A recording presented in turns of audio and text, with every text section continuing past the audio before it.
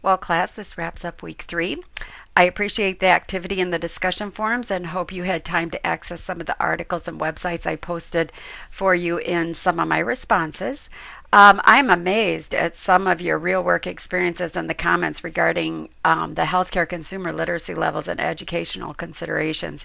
Evidence based practice for nurses is definitely a challenge, and change is intimidating at times, but we are the voice of our patients sometimes. So if you have an idea for a quality assurance measure to improve teaching and educating, by all means move forward with the idea.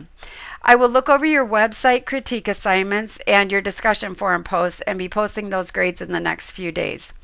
On to week 4. Wow, how time flies, midpoint already.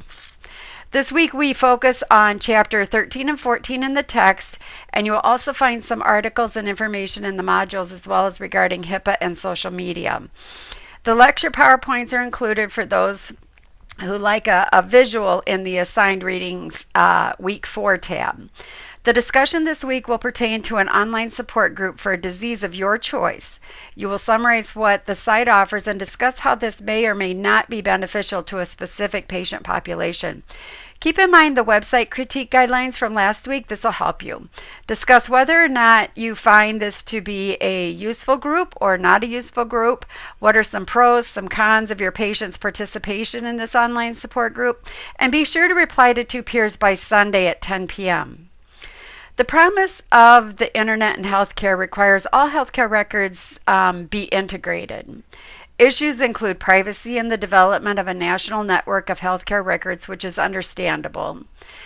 The National Health Information Network, NHIN, is an electronic birth-to-death healthcare record that also provides consumer access and requires each healthcare provider to use electronic patient care records, have records accessible to those designated by the patient, and allow patients to access their healthcare records. Electronic records, such as your EMR, electronic medical record, are created by the healthcare provider or agency and owned and managed by the institution or the agency that created them. The EHR, the electronic health record, is an interoperable healthcare record that can contain data from multiple EMRs and the personal health record with many advantages. So, true or false? Electronic health records and electronic patient records refer to the same thing. Right, false.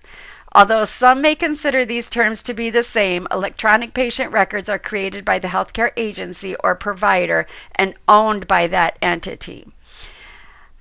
Possible client data entry and impacts of HIPAA can be certified and meet national interoperability standards. So the electronic healthcare record is one that contains information and is available from any location.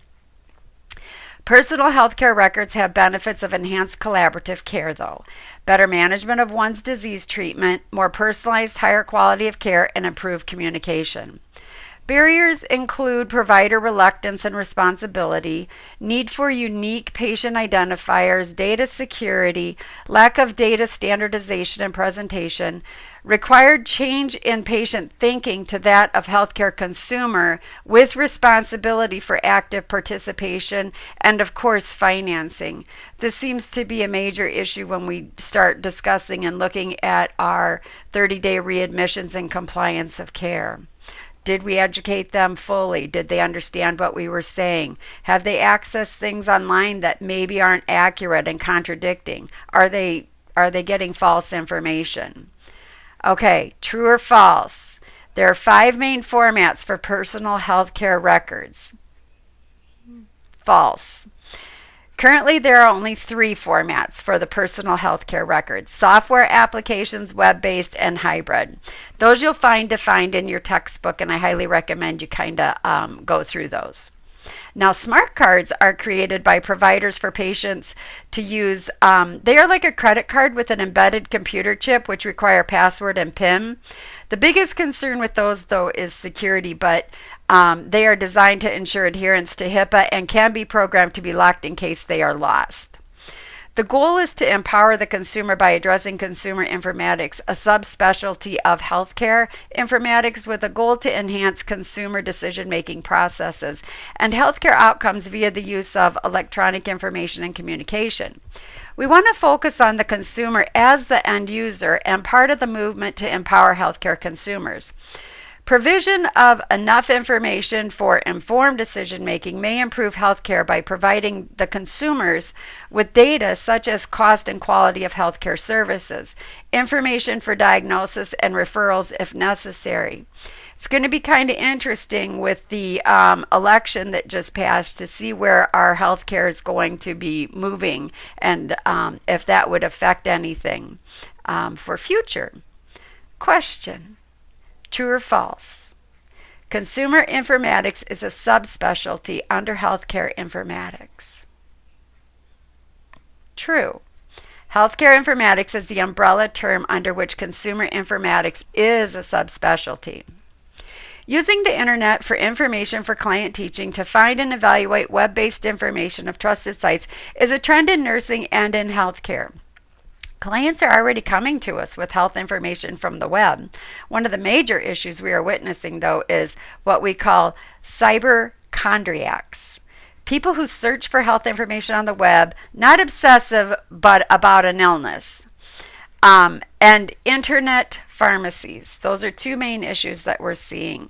Some lawful online pharmacies, but also numerous ones that allow purchase without prescription or consultation with a healthcare provider, which could be cause issues, especially if two medications that they are on work against each other or enhance the effectiveness of one or the other. This is a concern which has not gone unnoticed by regulators, though. The burst and flurry of online access and information has bombarded the regulating agencies to the point where they are challenged to keep up. Our role is to be proactive and determine validity and reliability of sources patients bring to us as nurses and patient advocates. Enjoy your week. I will see you in the threaded discussions.